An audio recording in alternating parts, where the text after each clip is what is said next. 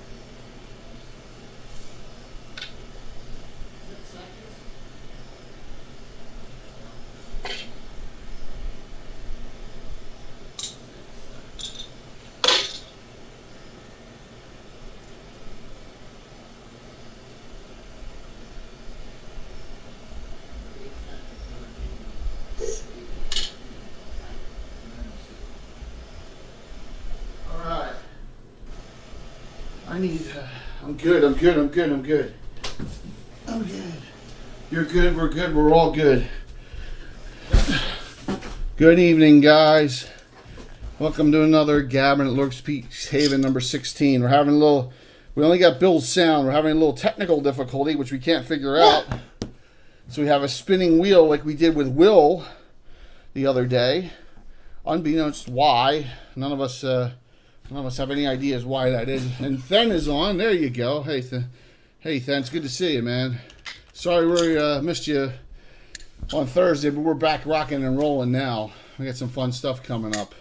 So, I had to pull this out just to start things off tonight. I got Mark with me. I got Bill with me.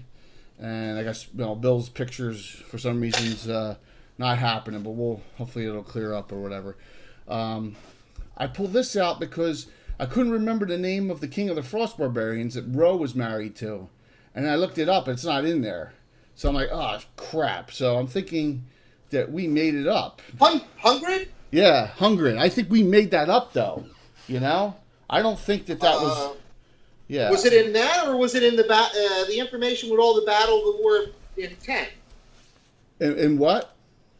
Wasn't that the Battle in 10 with and all that? Was that made up, or was that an adventure? I don't remember. That was an adventure we did. But neither here nor there. So I figured I'd pop this up and say, hey, man, I pulled out this old folio. It's in pretty good shape to try and look it up because you got your old single gazetteer in here. Right, I mean, this is as old as it gets, right? You got the Gazetteer, and you got some other maps and some other things, and that's it. It was just a fold out, I mean, this is the one that didn't even have the remember the one that had you could actually put the inserts into it and sit it in. This one doesn't even have that, man. So I figured, hey, I'd pop that up. But tonight we're talking generations because we've been playing for so long that we got characters kids are adventuring. So grandkids playing. Almost. They won't be long for grandkids. Almost. But I thought I'd start this off by talking about the beginning, the early days, and I guess how this happened. I was hoping that Walt would be popping on because he's got some important old things. I'm going to text him real quick just to see what's going on. Because he has some really, he has some characters going way back. He was one of the first ones, to be able to, that had characters that kind of interacted with some NPCs. But if he can't get on, no big deal. We'll move forward without him. It's not the end of the world there. But so when we started playing back, I guess, I don't know, in the early 80s, and I'm playing with, mostly at this point, we're talking Walt and Tim, and we're talking 81, 82, and we all had these super high Monty Hall characters. We're like, what's next? What's next? You got You got guys running around. You got Skeeve running around. You got Lord Floorman. You got Pete Moss running around. You know, and you got all the other super high characters. What do you do with those characters? And I guess in a game, you don't, if you retire them, or if you kind of like put them to the side, what's there to do except to procreate and create other characters, right? I mean, that's the way it kind of started with us back in the day. So, we had our Monty characters. And so this is our creation that I've had this for years. That's our marriages / offspring chart. So, that's a good question, then. What are some good reasons to get into Greyhawk? I'm running a game of supposed to be ruthless Gygax. What are some good resources to get into Greyhawk? All right, Mark, go for it. You answer that question. Oh, wow. Ben, I would say if you're looking for actual like canon stuff, obviously the original books are really, really good to have. We've always talked about the City of Greyhawk. That has a lot of really good stuff. I guess a lot of it really depends on what year it is that you plan on jumping into the timeline. Because you could do practically anything. The original box set is really great about a timeline in regards to like stuff that happened before, like the Battle of Emerald Meadows. You had the whole migration of like the Souls and the Iridians and so forth. So there's a lot of really, really cool stuff that goes on at that point. If you get into more of like from the Ashes area, then it's post after Eos takes control of a good majority of Orth. Then you're really going to want, excuse me, you're really going to want the From the Ashes box set. And we actually had them out last week, both those. Yeah. They're they're two great ones. Yeah, those are two absolutely fantastic and ones. Your hardback book, your Greyhawk Adventures, right? Yeah, that's another one. That gives a really good amount of information in regards to, I think, more of like the Circle of Eight and like supplements and stuff. There's not a lot of history. No, but there's great Circle of Eight spells. There's some good Greyhawk specific monsters, and there's some great treasure items. Yeah, absolutely. And that are specific to Greyhawk. I mean, I love that. Now, second tier, the Slavers reference, which is fantastic, goes through Hardby, Wild Coast, Pomarge areas. We've talked about them, and we talked about all the Marquesas. That one, the E is the Evil, and the Marklands references, they're super expensive. You probably get them in PDF. They are fantastic. Right. You need, because of campaign setting references. So, and then go back and check the Hardby ones that I brought up when we did the Hardby Gabbin. The Earth Journal reference on Hardby, and there's a Dragon magazine about with it's either Dungeon or Dragon magazine with the Hardby and the city of that as well. They're all good ones to get into. And then if you want the Grow Dog site on Greyhawk, it's we can send you that email.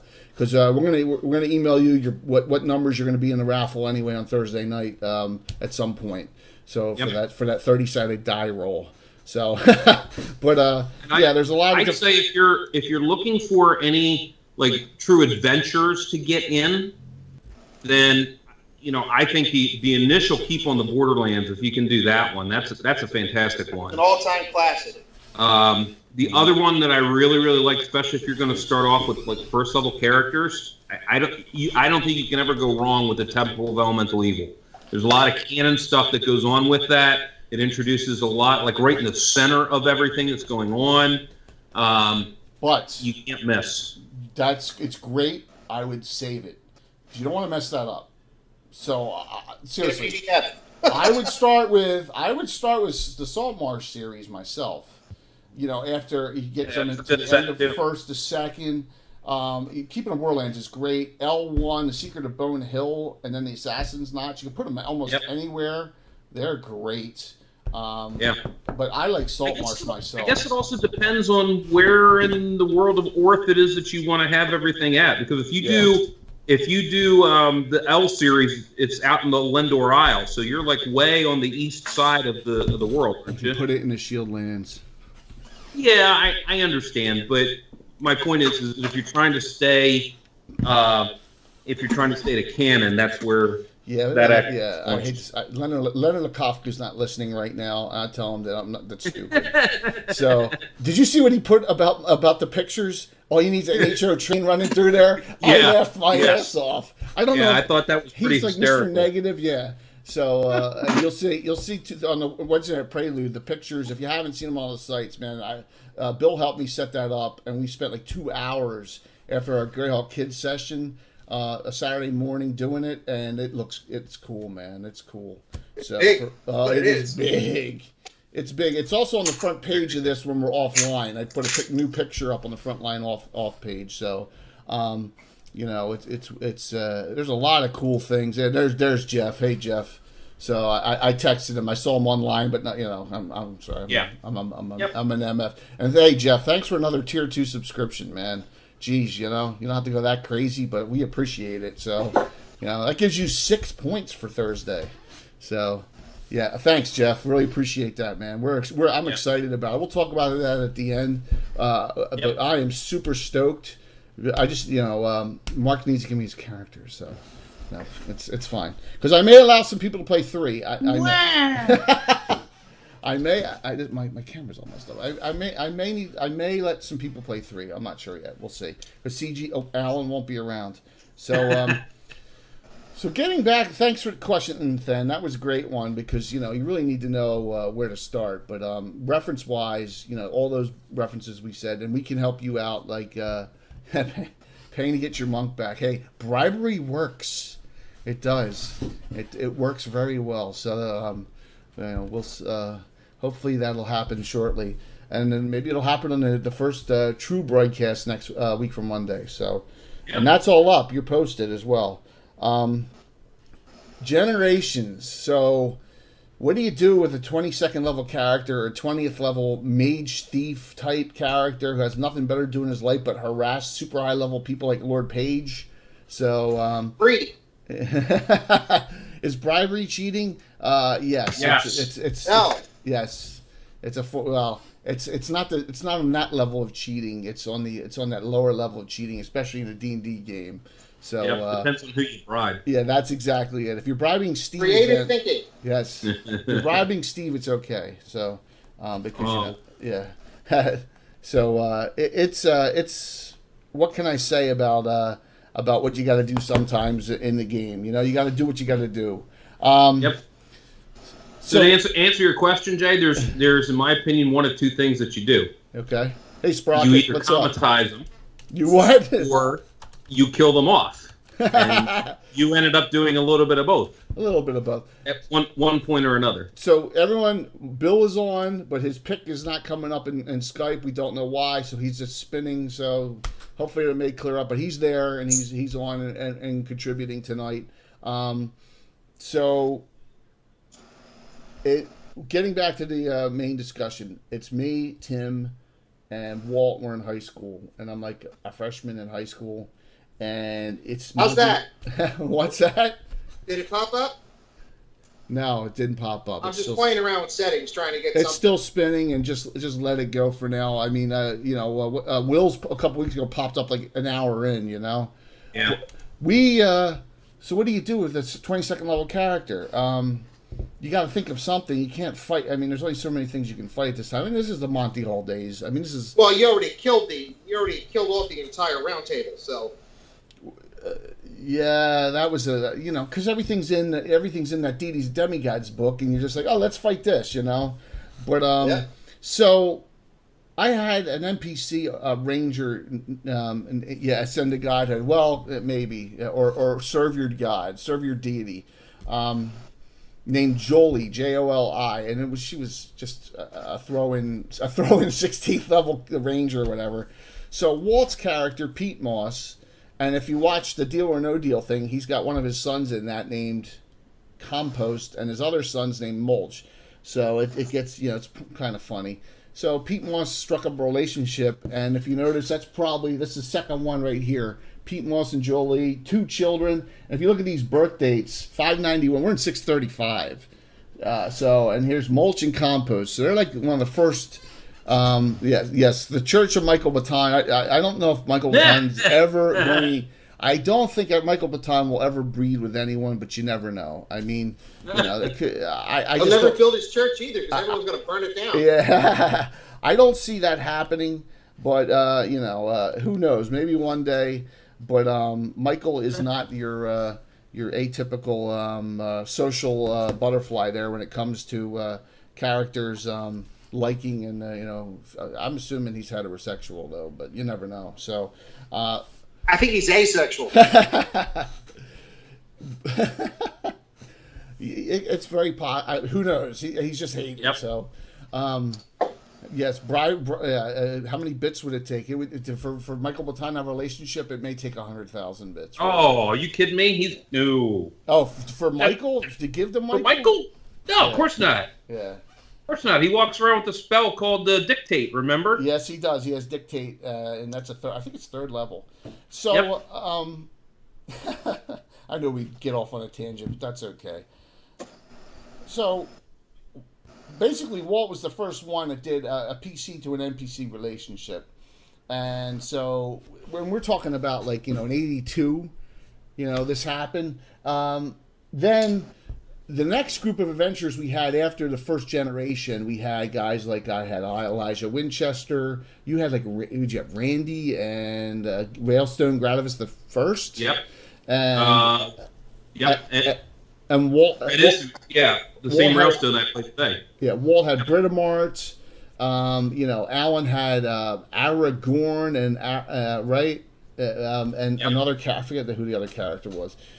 And so my character Elijah the Third, who if he sees the Winchester, I finally got the Winchester family tree blown up.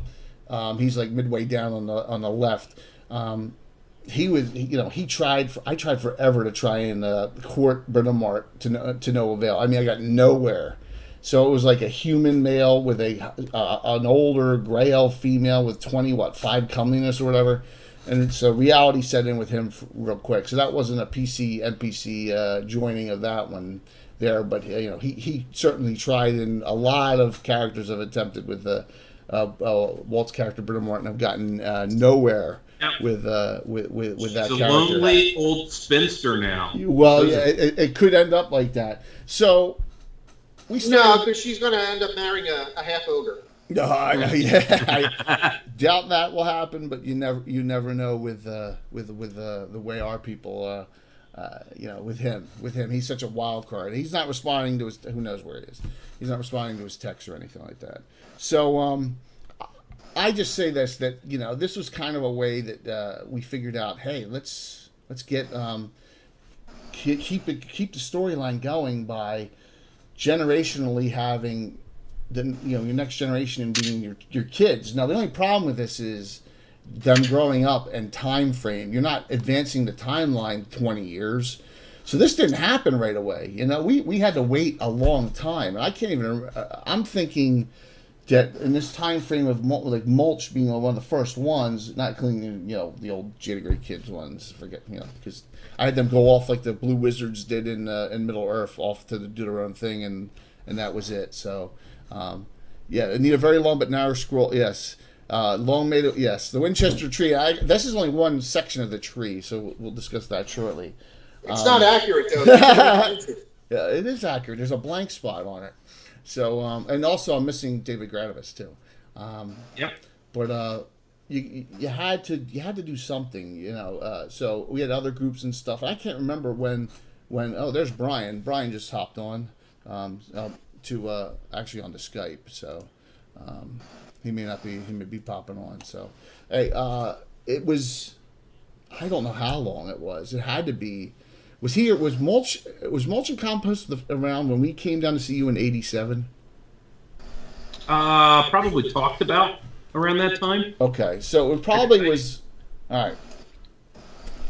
We moved the timeline a little bit faster earlier on. It's really slowed down. I was talking a couple people about this. On the course of adventuring of 50 game years and 38 real years. It's like under 1.5 to 1, but it's like 1 to 1 now for the last 6 or 7 years. You know, so it's really slowed down as we do more and more adventures. But I'm thinking that time frame early on, we may have blown through, you know, with college and all that stuff. Only a couple adventures each game year, and we tried to do some high level stuff. So the time passed a little bit faster back then. So, you know, Pete Moss and Jolie, Mulch is a bard, fighter thief bard, and pretty high level, and Walt rarely plays him because he's just off doing his bard things. And he went up in this adventure we're going to talk about with King Hungred and the Frost Barbarians. I know he was there on that. And Compost you just saw, and he's only like still what, 8th level? 7th, 8th level? Kind of the black sheep of the family. He's a bandit, kind of a little off, you know, typical Walt character. He's a little mentally off, right?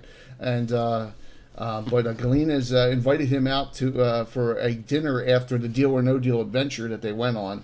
So they're both part of the Great Company, so we'll see where that goes. So, you know, who knows? So, Mark, we'll go back to you first. Old school. What? Bring one up to mind that you remember. We're talking about way back. Way back. Yes.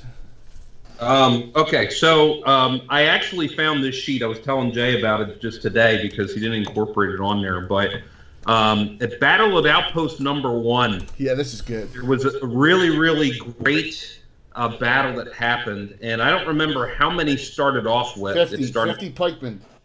50, but there were 2 that were left. 2 pikemen survived. And in the 2 that were left, one of them had a child, and I came up with a really great idea for a character that was specialized. It was when specialization first came about. Yep. It's more for role play than anything else, and it'll tell great stories. And in typical Jay fashion, he killed off one of my characters as usual. So did I really kill him off, or did he fell raised? Clodwig Xistus, right? Yes, his name is Clodwig Xistus. He was the son of one of the surviving pikemen. 2 pikemen survived that fight. Yeah. That is adventure number 1, right? Yep. That's the first adventure logged, and it was Tim, Walt, and me, and it had to be my freshman year in high school. Back that far. That's how long ago that was. So yeah, I mean the sheet itself is from when you actually had a dot matrix printer. Pop it up, man, real quick. Just he found it too. So there you go. I still have that. The original killed by sheet. What? Killed by Spider. Killed by a spider. A spider. So I want to say I think that he got killed in the moat house. T1. From T1. Wow. That's where I think that actually happened, because there's a spider that's in there. And just to kind of joke around with it, he was specialized in all pike, and then he had he like every weapon he took was all polearm. So Alan kind of stole one of my ideas, I guess, without knowing it. But I had the original guy that was going to take just all polearms. And then I think someone else did the other one too, wasn't it? Wasn't it Garnett's crazy brother or something? I don't know. I think he did. Probably. No, yeah. So how about you, Bill? What's your oldest recollection? I mean, I came into the game late. So when I say late, I mean 20 whatever years ago. I mean, so my earliest recollection was probably started playing with you guys. Before Mark moved to Ohio, when you guys were doing the big battle system for Fortress Elendar. Yeah. So I mean that's but I mean the stuff you're talking about is well before that. All right, so we'll hold you off then for a bit until we get to some of the other cooler some of the newer groups here. Oh, well, if you're talking about cool stuff, then I have the perfect intro, the perfect segue into that, of course. Okay. So the perfect segue into that, you'd have to be talking about Giltinus. Of course. The coolest guy, the guy that's got the guns that he kisses all the time. All right, we're going to tell this story again. Tell the story about Swain and D1 through D4. DL1 through DL4.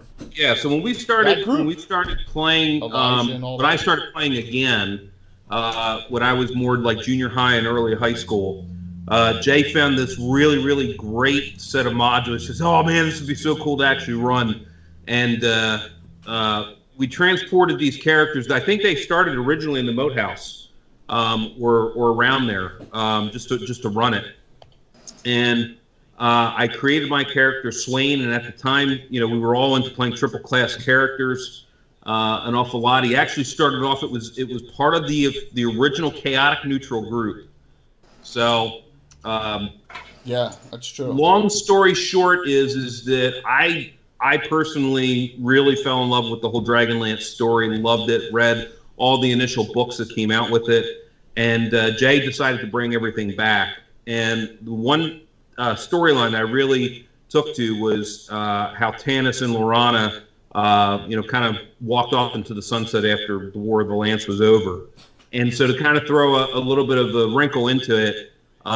We hadn't gotten there. We had not gotten to any of that point yet. Yeah, we hadn't gotten to the end of the War of the Lance. We got through, I think, like DL3 was the last one I remember. I didn't think we finished 4. It was so painful. Fist and Damnedest was. Yeah, Jay couldn't stand it. So for all intents and purposes, I had replaced Swain with Tanis, or Tanis with Swain, and when we got transported back.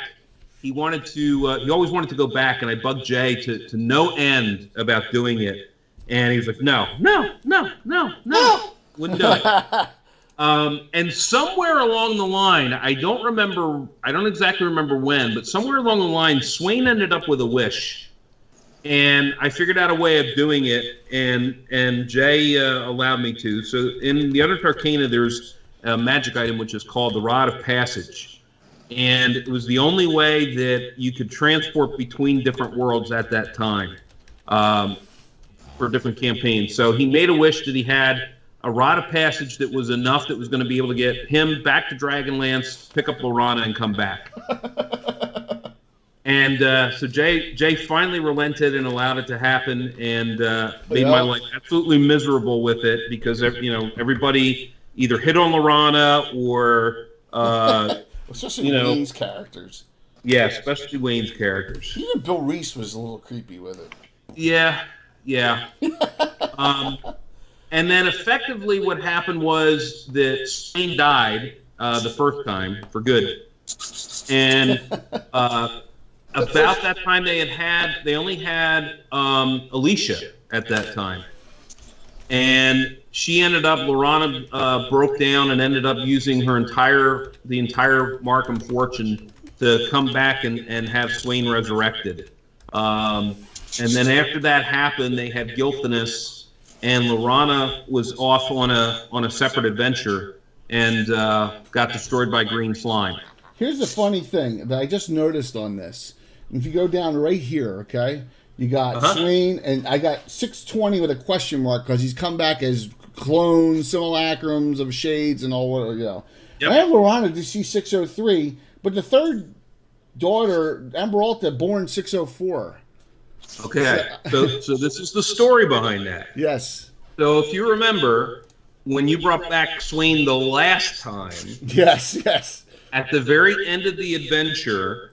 Are we talking about Salem Made Me Do It? Or are we talking about Wayne Dude? Yes. Yes. It was at the end of Salem Made Me Do It. And so, in fact, what happened was you allowed a portal to be open so that Swain could actually introduce Timberalta to her mother. And the way the story went was that in Kryn, Lorana was still alive. She couldn't be resurrected here. Right. She had to be taken back to Kryn. Mm-hmm. And so to keep the Kryn storyline going and keep her kids away from the Queen of Darkness, they're in Greyhawk on purpose. And so she actually had Emberalta in Kryn. She was pregnant with her, and then ended up transporting her back to Greyhawk. So all she knew is Greyhawk. And now she's in one of our newer adventuring groups, right? Yes. Which and group? Is a very beloved character compared to. Well, everyone is. So there's that weird. Is that one of the weirdest love stories you've ever heard? It is. It's crazy. So now there's 3 kids. There's Alicia, who I play NPC wise because when Mark moved to Ohio, he wanted me to keep him active. She's a fire cleric mage, and she's a great character.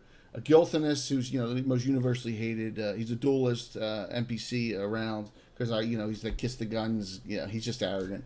And then Ember Alta's new, and she's a archer ranger or a ranger. Just straight ranger. Just a straight ranger. A new so, what we call new ranger. Yeah, absolutely. So on the sidebar here, Sprocket's talking about, did anyone see that Expedition to the Barrier Peaks is going to be re-released for a charity event? And they're asking for they're asking for these rumors.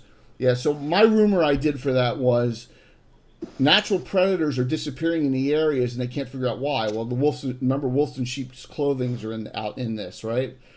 Right. So that's what I did. I did something very basic on that. But hey, if that's a tidbit for it. I mean, Expedition to Barrier Peaks, we only did one time. Hate that adventure. The monsters in it are great. Painful.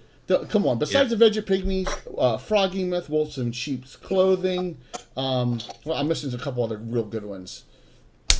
I'm just not a fan of the sci-fi combination. Yep. Yeah, but you had that for sci-fi. You had Boot Hill, and you had Merlin coming from Boot Hill in the Greyhawk, right? The Clint Eastwood guy. Then Merlin became a quasi deity, and then so you had a lot of crossover with TSR stuff. So I mean, Gamma World. It was cool. Yeah, absolutely. And Tim loves playing Gamma World and Aftermath and all that stuff. But it was a cool crossover. And so Sprocket was just mentioning that. And did you guys all do did you do the long questionnaire that they put out there? The D&D questionnaire? Yes. Okay. All right. Good. Yes. Good. And when they asked me what I hated about the game, I said that my DM killed off all my characters. So. That's so awesome. Well, maybe Jeff can say that soon too. Woo! Blackleaf died.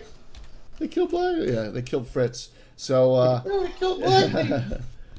it was but the Swain story is an epic love story. It's I got something on my screen there. It's it's cool the way it happened. So you got a Dragonlance character pulled in. And they, got together, and you have 3 children now running in our adventure. None of them have gone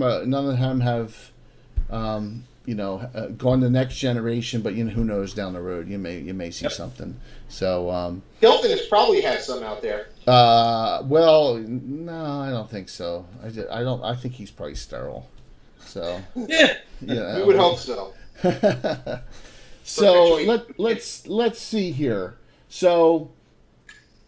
I'm doing all of them before I do the big family tree. Okay, let's. Walt's not on, but here we go. Here's the story of Lena and Sir Harn. Now, anyone see Finding Haru's Harn? That was his younger brother. So Sir Harn is the champion of the county of Ulick, and he's a dragon slayer and all the big deal human. And Walt has a valley elf mage thief, but she was gray elf. And then he changed her to Valley Elf. She was a Knight of Ulick. She couldn't handle being good, so she dropped out of the Order of Ulick. And believe it or not, because my character Gazumba was with her for a bit too. And then he's like, "What am I doing?" It was like a rebound from the death of his wife, right? Yeah, he just felt bad for himself. He was just lonely. Yeah, absolutely. And he said, "This is ridiculous."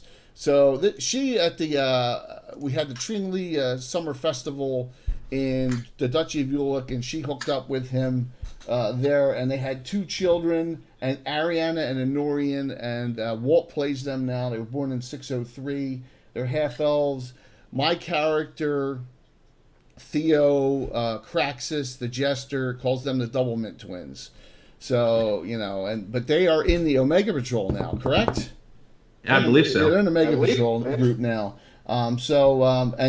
She never stayed with him, and she, in fact, left the kids with him. She took off, Lena. So she went back to Greyhawk and just left the kids with him. So, yeah, typical, I don't know what she's not character. Stupid. Yeah. So, but, that was what happened with that character. Now those 2 kids are, they're adventuring, and they're like 8th. One's a triple class, I think, or double. One's a Saxon, I think, and the other one is a fighter thief. Fighter Mage Thief, I think it is. Yeah, absolutely. They're decent characters. They're cool characters. Let me see. Further down here. Oh, okay. And Alan's not on. Herbie the White. Okay, this is a good story. So I did an entire. I should have gotten it out. I did an entire family tree. Herbie was betrothed to Lady Victoria Abdalis of Waybury, which I think Waybury's in the Duchy of Ulick, but she's like half elven. And yes, triple class is the best, man. I love triple class. I mean, some of the best characters. Gazumba's triple class. Fighter Clark Mage. So was Swain, Fighter Clark Mage. Devitt. Yep, you got Devitt Clark. Fighter Alicia Clark. Markham, Fighter Clark Mage. Yep, absolutely. The triple classes are fantastic, and they got to be all base classes. So we did that. We did the entire wedding, and it turns out that her family is like, you know how you always say my family's more fucked up than yours. Well, this was the case with her family. She had like some cousins that murdered one of the higher ups in the family during the wedding ceremony. It was all whodunit, mystery adventure. I'm almost thinking that's the Wayne Eraser adventure too, wasn't it? Yeah. Yes, I believe so. So tell that, Mark. You tell that story so well. So this is a good story. So essentially, when you're always at the risk if you decide to leave the group of Jay taking your characters and getting them turned against the group. Wayne, one of our players, old players, Jay finally decided to actually do so. For years. One of Wayne's characters named Dalrin, he had teleported into Solid Rock, and Wayne was very pissed off that we wouldn't spend any resources, the Knighthood wouldn't spend any resources to go and get him back. Thought it was too risky. But you remember when he teleported into Solid Rock, it's because he was being coward. Yeah, absolutely. Yeah. I didn't disagree with it. I just thought it was funny. Yeah. But at any rate, he got brought back with all of his actual stuff. Julak had resurrected a copy of Lorana that turned her into a Death Knight, and effectively the once again, long story short of it, they were with some mercenary group. I don't remember. It was some other mercenary group that they got together with, and we were getting the shit kicked out of us. I mean, really, really bad. So something drastic had to happen. And one of Swain's magic items, very beloved, probably the only one I think that was in the campaign, because I don't think anybody else had one, was a Staff of the Magi. And one of the capabilities of it is a willful breaking of the staff, which is called a retributive strike. And basically, it's almost like pushing off a small atomic bomb. It's almost kind of like letting your mech go nuke in BattleTech. Yeah, something similar. And it's detailed into the DMG. I won't get into the details, but effectively, once again, kind of role play. And I had already lost Swain before, so it didn't affect me, as bad. But he made an oath that said, you know what, I am not going to allow the Arandas family to be the scourge of this earth any longer, and I am going to make sure that you never appear again. And took his staff and broke it over his knee, and boom. Basically destroyed himself as well as Dalrin at the time. Yeah. And ended up turning the tide. The mercenary group says, you guys are too crazy, and off they went. Yeah, absolutely. It was a very noble sacrifice. And it was a great story. That's not the story I was talking about. Then I don't know what story that you're reading. Come on. At Herbie's wedding, Herbie's wife, Victoria Abdalis, has that real cute redheaded sister, Harley Abdalis, right? And then Wayne's character gave her the 100 gold piece gem. Oh, I don't remember all the details. All right, so think about this. You're a high-level character, and you're trying to court someone. You're trying to be kissing, all nicey with them. And you go, here's a 100 gold piece gem as a gift. And we said that would be like giving the Queen of England an eraser, right? Yeah. That was the story behind it. He got all mad, but I was like, that's ridiculous. So so that was the one. That was a great story you told too. Absolutely, absolutely. But this was the Wayne was never very successful at in his courtship of other characters. But that was partially me being a dick too, but so I never would have heard of that. No, not at all. So that wedding went on. Now they got three characters. You have Hessler, who's a paladin, a cavalier paladin, born 608. Liesel, she's half elven, and she's an undead hunter, which is a paladin subclass, paladin fighter subclass. I really like that class. And then Heidi, which is an archer, and I think Heidi we just saw her in a recent adventure too.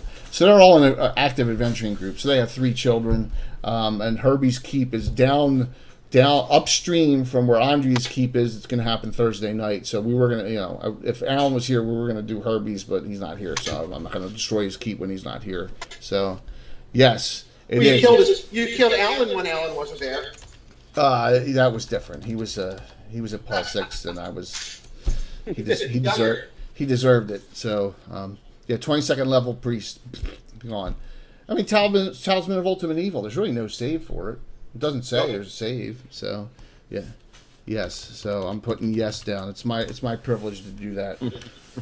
Yeah. So then we got Tom the Nudie's character, Tom the Vindicator, with Cherie the Mystic, which is another one of his characters. To Tom Jr. Nothing's ever happened with that character because Tom's such an infrequent guest player. What I was going to say, and isn't that a little? It's a little strange too because isn't she bi, if I remember correctly? Yeah, he thought that girl. It was the one character was based on a girlfriend that dumped him because she said that she was, she was bi or whatever, and so he kind of like at that time. So he did the same. He did the same with her. So exactly. So that's he at least convinced her. Tom the Vindicator at least convinced her for one night. Tom the Vindicator did, but not Tom in real life. But Tom in real life married and happily married now. So absolutely. No. And then the next one's a long story. All right, Skeeve. So we talked about it a little bit. That's Tim's character, and Skeeve. If you ever read the Myth books by Robert Asprin after he did Thieves' World, another fine Myth Inc. Link, and all them. There's this character named Skeeve in there who's kind of like an apprentice, and they're pretty good books. A little campy, but they're pretty good. So his character Skeeve was a high-level mage thief, and I think he and I was during a summer off from college. So we did one-on-one adventuring where just Skeeve created a thieves guild in Highport. Now Highport was kind of like on that border. It was a border town more before at that point between the Pomarge and the Wild Coast. So there was a lot of active slaving activity there.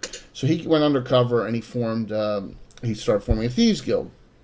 And this mysterious woman every day would come to his bread shop, which he created, and was always very nice and cordial. Turned out to be, Lady Page, Lord Page's, yes, any UK people, it was based on, the name was for Jimmy Page, okay, the guitar hero. Lord Page is a high-level neutral cavalier who doesn't, What's that, Bill? No, I was talking to Jess. Oh, okay. Hi, Jess. She's taking trash out. Oh, nice. So Lady Page was looking for a way to leave her crazy. Somehow she was betrothed to Lord Page, and he didn't care. So they ended up getting together, and he ended up leaving Highport. And we never really said what happened in his Thieves Guild, or what happened was Alan wanted to play, and then he brought Sam over. And this story still goes on to this day. So they went off happily ever after, but I refused to allow Alan to do a free pass.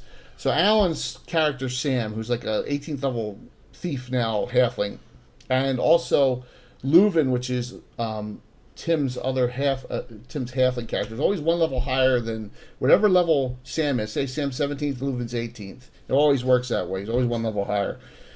They formed their own thieves guild in Highport, and it didn't go very well. And I like making up crazy NPCs, so I had this one NPC thief. His name was Lord Drarius the Deposed.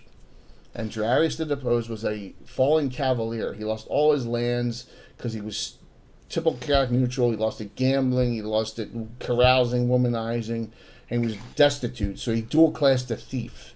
So he was a cavalier thief, and so he joins up into Sam's thieves guild. He's a terrible thief. So whenever he failed a pickpocket, he would break their arms and then steal the stuff on them. So he was kind of like, he was a terrible thief. He was always in jail, and so this gets better.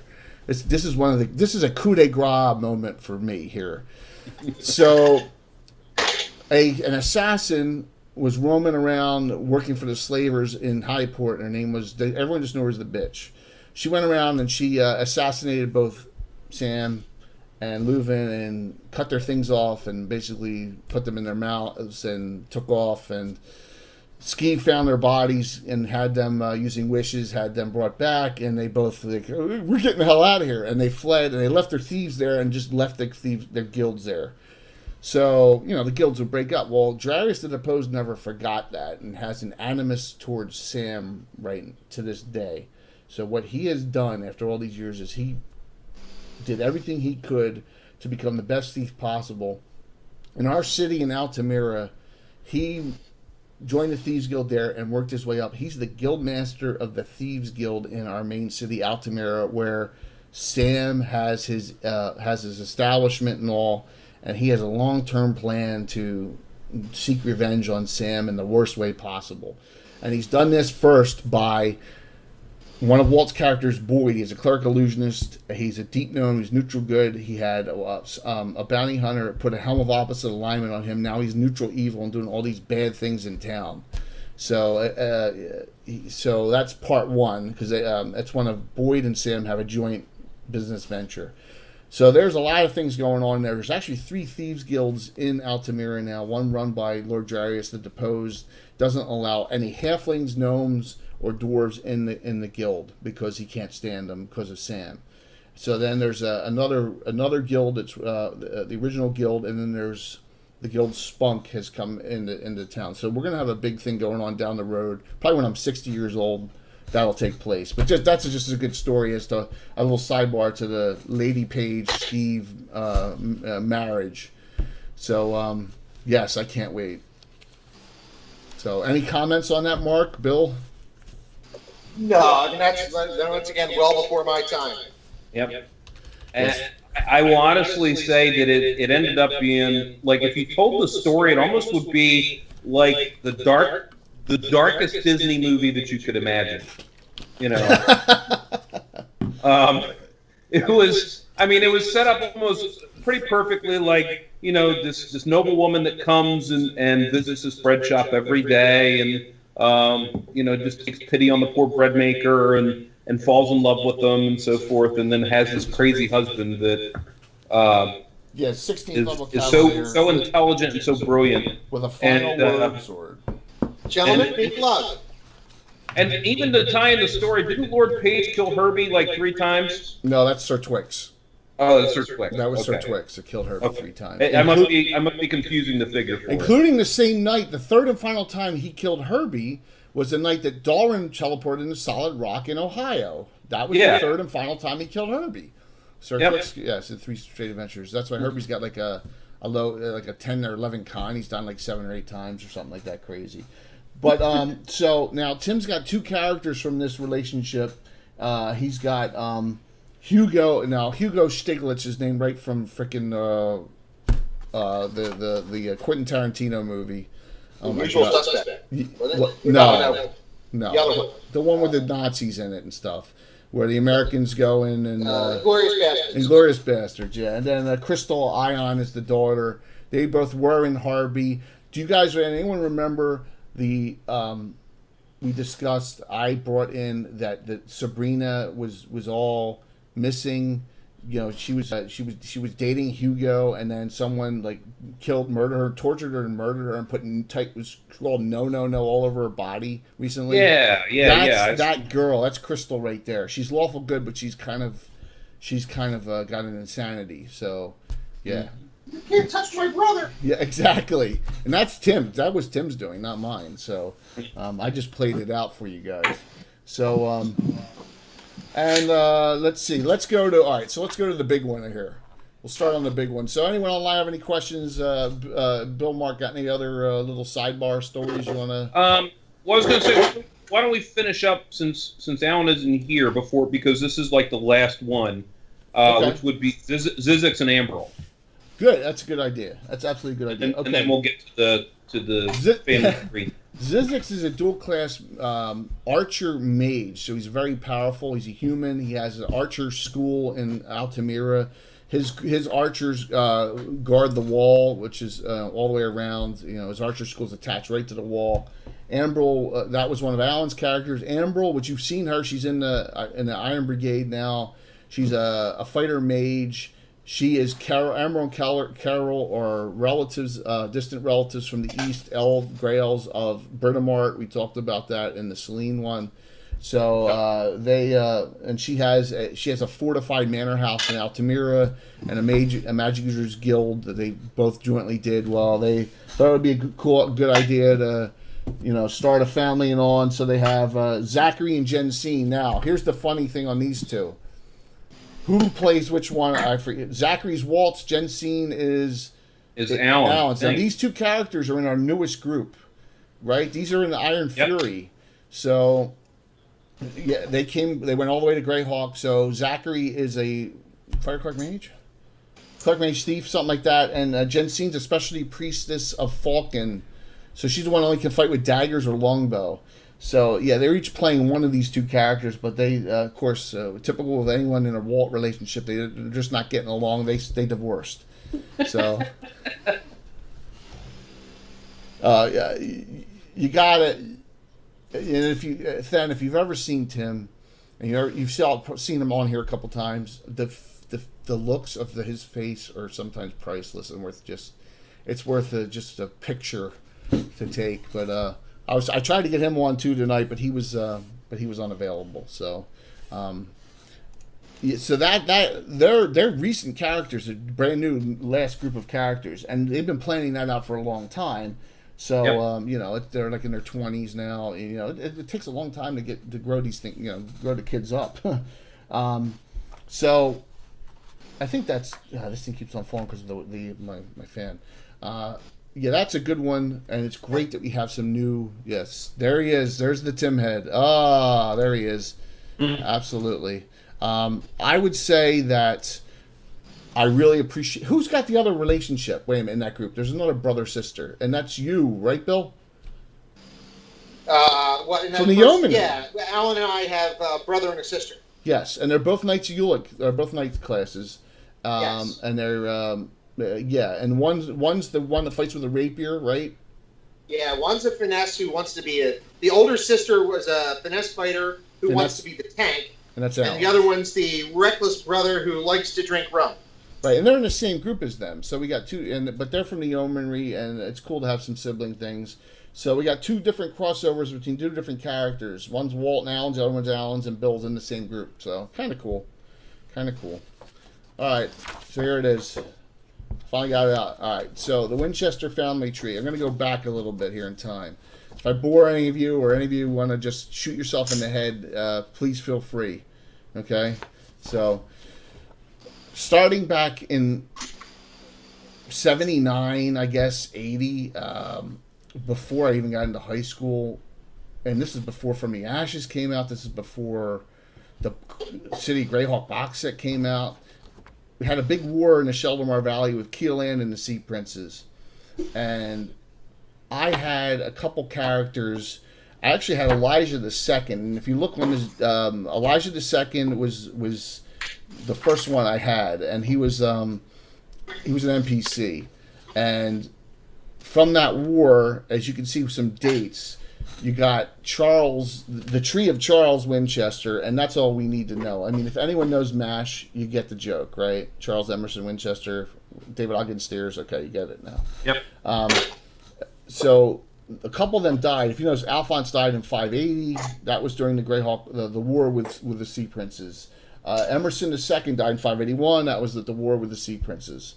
All right, so Elijah II survived that, and from that, when I started playing Elijah III, and then I was like, my gosh, I got all these guys from this family in Keeland, and they were one of the few estates that didn't get overrun. So I figured I'm just gonna continue with this. So every time I started a new group, I brought out a Winchester character. I had Elijah III, then I had Emerson III, then I had Andrea, then I had Elaine, right?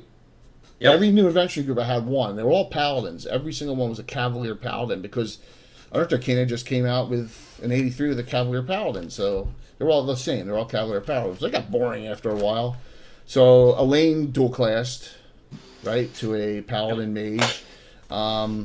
Emerson, in one of my Amazons of the Crimson Moon adventures, was taken by the dark side of the females in that, and he lost his paladinhood, became a cavalier, and went off and he just died the previous game year. And if you look on this, if you look on this chart here, you got Emerson. Where is he? Where is it? Oh, Emerson Winchester. Right here, Dana Coldwell, 2 children. Marion, I just played her last week. Emerson the Fourth, he's in the Reborn. All right, but then you got down here, Corellia, who's the head of the knighthood in the redhead in Greyhawk City, the one who keeps all the Shieldlanders out.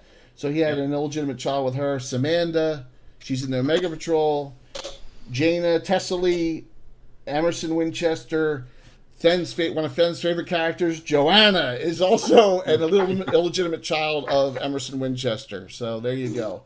So Emerson's there could be more. There could be more. Emerson's in his travels has gotten around a lot, but he was, like I said, he was Catholic neutral. But in the end, he saved David Granavis from a Rennie ambush, and an adventure we did one of the times Mark was back here, and he died in it, and he kind of redeemed himself during that adventure, because basically David Granavis was Emerson's best friend way back in the day. So it was all a Sabi story, right? But that's what their first child is going to be named. His middle name is Emerson. Oh my gosh, Bill will go crazy on that, right? So, yeah, absolutely. So that's kind of the story there. But if you go down the thing, you see Elijah did not end up with Britomart. He ended up with Charisse, another NPC of mine. She was a bounty hunter. She's now the mayor of mayor of Altamira, and she's she's a grand mistress of bounty hunters, retired. I mean, they're all like in their 60s, almost 70 years old. So they had 3 kids: Kieran, Elijah, which are both in the Iron Brigade, and Jake, who's you'll see Jake Thursday night. And what do you call Jake, Bill? Well, Jake is from the stagnant end of the gene pool. Thank you very much, Bill. The stagnant end of the gene pool. Jake Winchester, and you'll see I'll show you his character sheet on Thursday night. His picture is of one of Carrie Elwes's, when he was younger, pics in the corner. So he kind of looks like a doofus. But he's, I just lost Mark. Mark just disconnected. He'll reconnect. So Jake Winchester, you'll see him Thursday night. Now, Andrea Winchester, one of my favorite characters. Her keep is the one being invaded Thursday night during this big castle siege. Her daughter is Alexis. The father is unknown. So we will see what happens with that. You will see Alexis Winchester Thursday night. I'm using Alexis and Jake Winchester in this big castle siege event. Ashley Winchester up here. She just married David Granavis. We did that whole wedding. It's been going back and forth for years. So that's a cool thing there, and let me see what happened with Mark here real quick as he disconnected. So you have 3 different. You have Elijah had 2 children, Emerson had 1. So you've got basically, and they don't all like each other. Andrea, Bill, you're still there, right? I'm still here. Okay, yeah. Mark disconnected.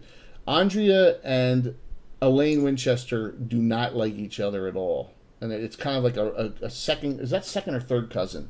They're second. I don't know. Yeah, here he comes back.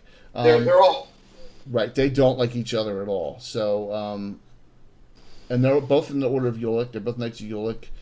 Elaine married Duke Wilborn, the second in command of Selene, and Erin Winchester. She's in Theo's Heroes, and she was born in 611. So there's a lot. It's going down the chain. You can see.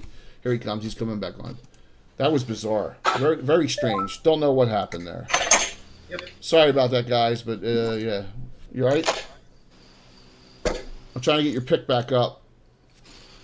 Yeah, that was kind of weird. Did you just... Yeah, you have no pick right now either.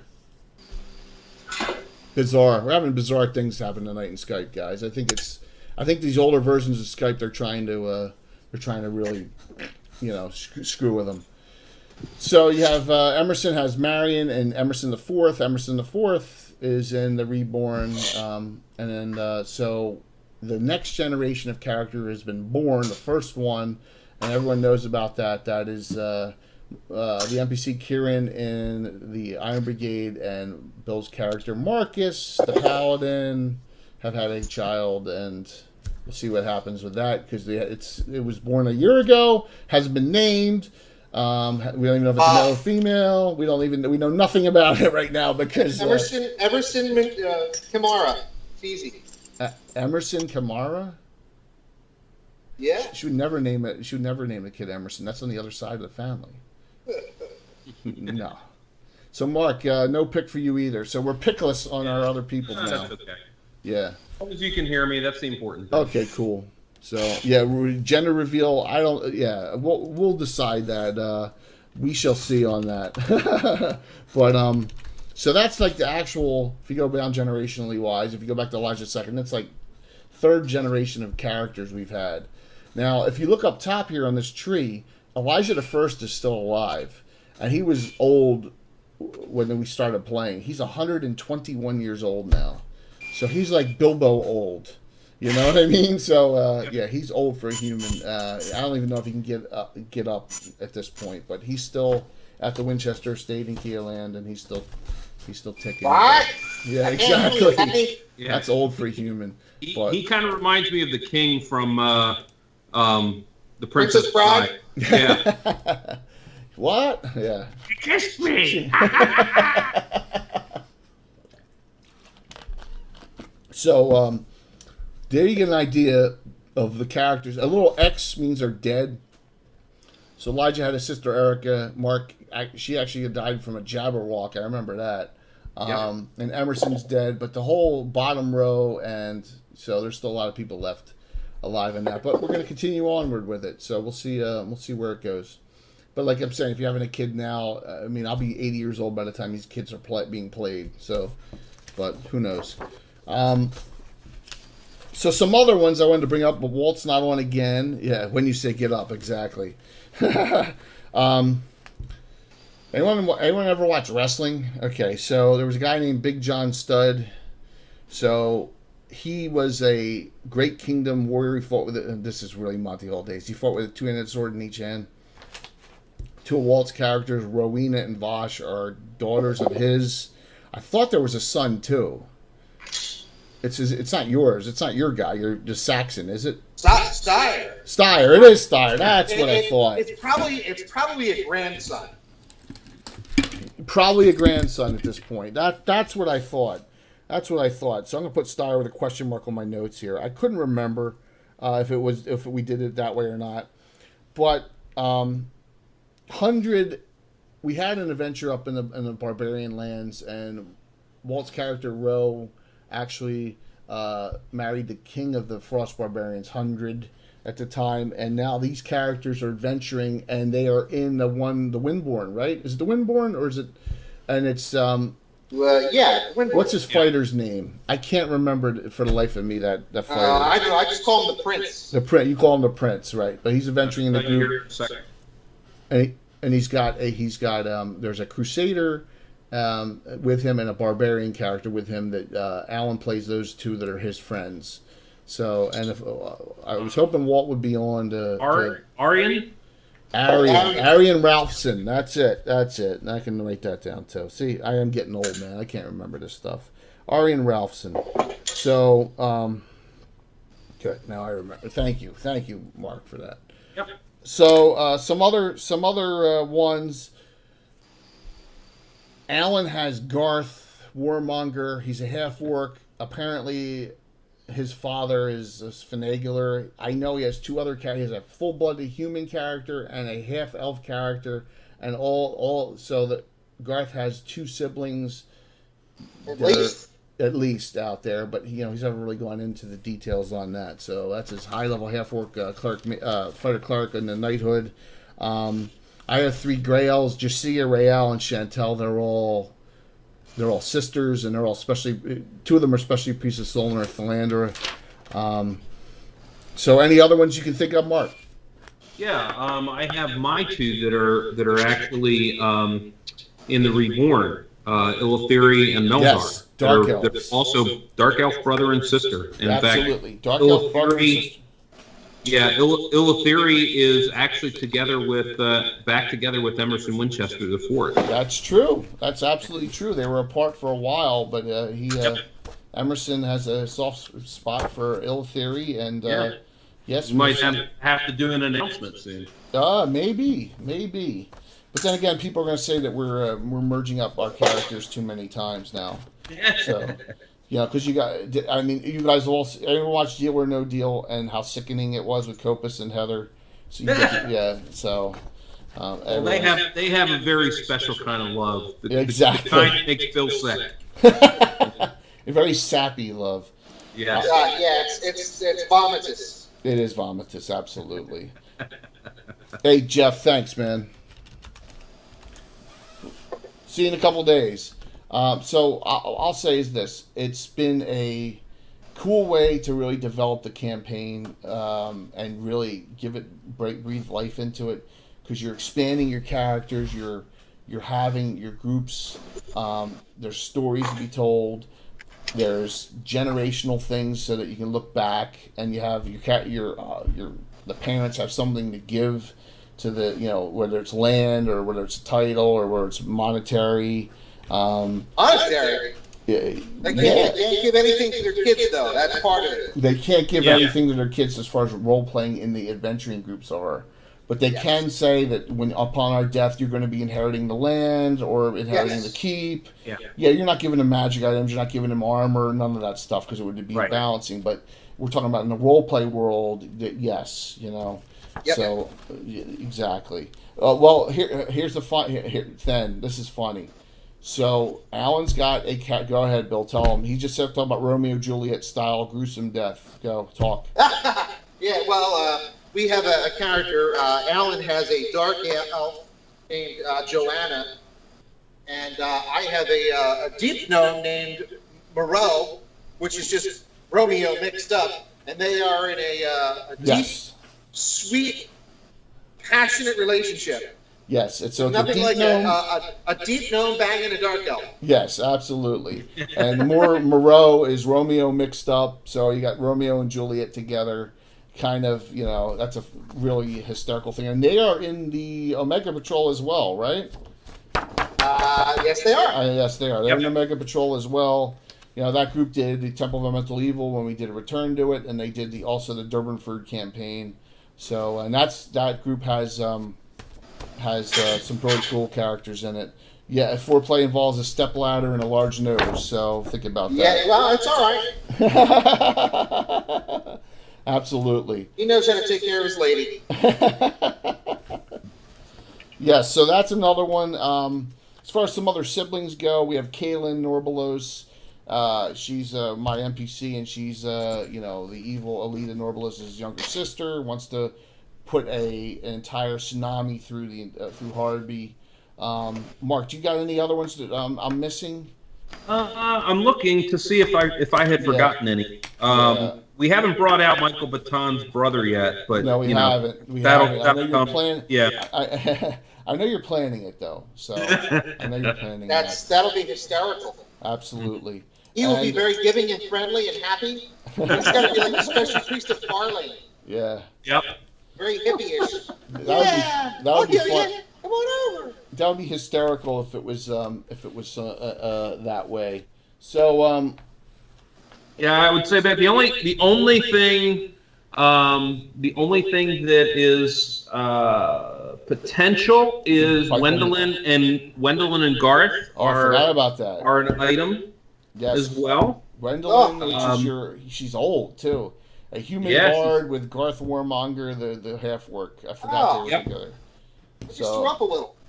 Yeah, it's okay. She's kind of into unibrow, so that's funny. I forgot about that one. Good job. Yes.